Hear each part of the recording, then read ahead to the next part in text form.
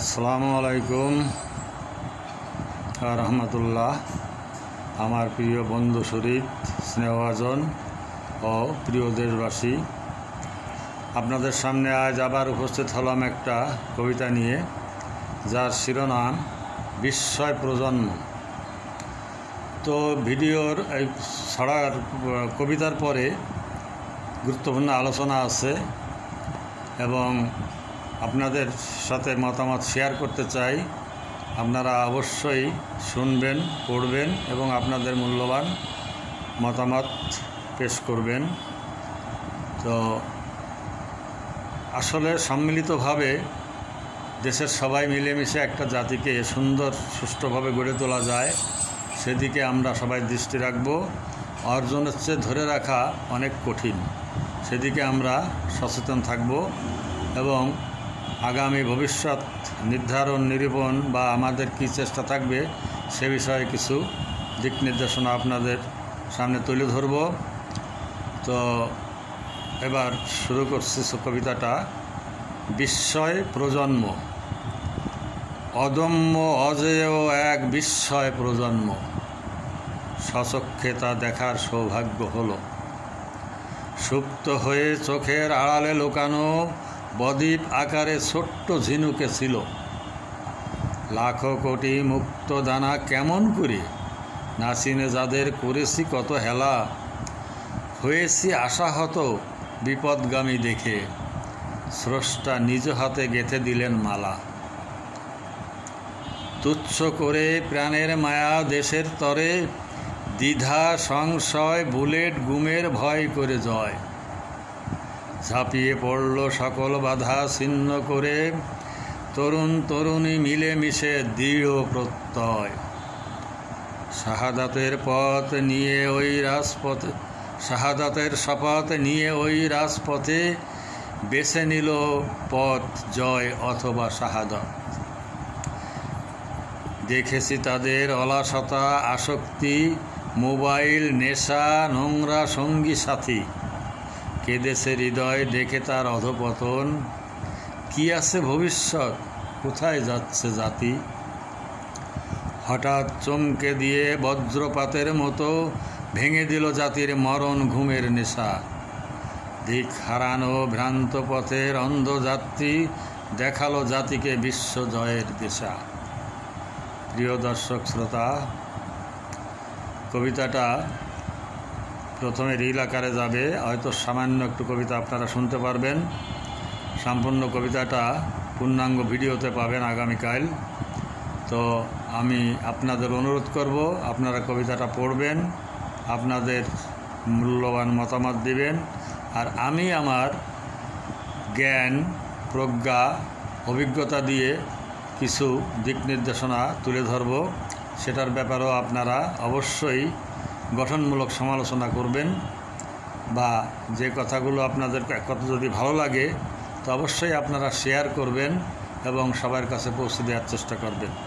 আপনাদের সহযোগিতা, ভালোবাসা এবং উৎসাহ অনুপ্রেরণা আমি দীর্ঘদিন ধরে পেয়ে আসছি এবং আগামীতেও আশা করি যে আমি শুধু নয়, যে কোনো লোক পজিটিভ কোনো বক্তব্য নিয়ে বা কোনো একটা কথা নিয়ে আসে, আমাদের প্রত্যেককেই সেটাকে সমর্থন করা উচিত, সবার কাছে ছড়িয়ে দেওয়া উচিত। তো সত্য কথা বলতে কি, যে আমাদের এই যে নবীন প্রজন্ম, তরুণ প্রজন্ম, এদের দেখে অত্যন্ত আশাহত হয়ে গেছিলাম। কিছু সংখ্যক তো থাকেই মেধাবী এবং ভালো, তার সংখ্যা অনেক কম ছিল। অধিকাংশই লেখাপড়া বিমুখ এবং মোবাইলে আসক্ত হয়ে, নেশায় আসক্ত হয়ে, বাজে কালচারের সাথে মিলেমিশে নষ্টের পথে চলে যাচ্ছিল। তো এদের নিয়ে আমি অত্যন্ত আশাহত হয়েছিলাম। তা নিয়ে অনেক ভিডিওতে, অনেক লেখায়, আমার বইতে, কবিতায় অনেক জায়গায় তুলে ধরেছি। আর চেষ্টা করেছি আমরা যে পরিবেশে, যেভাবে যৌথ পরিবারে মানুষ হয়েছি, একটা সংগঠিত শাসনে, অনুশাসনে, ভালোবাসায় এই প্রজন্ম কিন্তু তা পাচ্ছে না, পায়নি। এখন আমি যে বয়সে দেখছি আমার দাদা দাদি নানা নানিকে, আমার এখন সেই বয়স। এই নবীন প্রজন্মের উদ্দেশ্যেই আমার অধিকাংশ লেখা এবং ভিডিও, কবিতা, বক্তব্য, বিবৃতি। তো তাদের দাদা নানা হিসেবে আমি চেষ্টা করছি তাদের সম্পূর্ণ উল্টায় না আনতে পারলেও পতনের গতিটা যেন একটু মন্থর করতে পারি, আমার চেষ্টা ত্রুটি করিনি বা করছি না।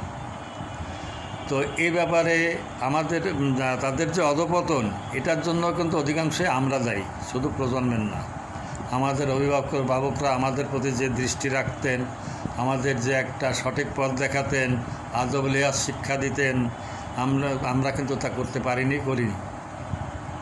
যে কারণে আজকে অনেক উচ্চশিক্ষিত, অনেক বড় বড় সনদধারী, বড় পদের পদাধিকারী, তাদের পিতামাতার আশ্রয় ঠিকানা হচ্ছে বৃদ্ধাশ্রম। তো এটার জন্য আমরা দায়ী তাদের চেয়ে। তারপরেও খুব কষ্ট হতো এদের এই অধপতন দেখে, নোংরামি দেখে। তা এই কবিতার মাধ্যমে আমি তাদের যে পজিটিভ দিকগুলো সেটাই তুলে ধরার চেষ্টা করছি। সবচেয়ে অবাক বিষয় যে অধিক জনসমাগম বা তরুণ তরুণীদের যেখানে মিলন মেলা হয় বা বেশি একতাবদ্ধ হয়, তার ভিতরে একটা হলো বৈশাখী মেলা, আর একটা হলো 14ই ফেব্রুয়ারি, সহ আরও অনেক রকমের সাংস্কৃতিক অনুষ্ঠান, যেখান থেকে অনেক বাজে খবর শিরোনামে উঠে আসছে। তাদের তরুণীদের প্রতি, মহিলাদের প্রতি যৌন হয়রানি বা নোংরামি অনেক কিছু দেখে আসছি।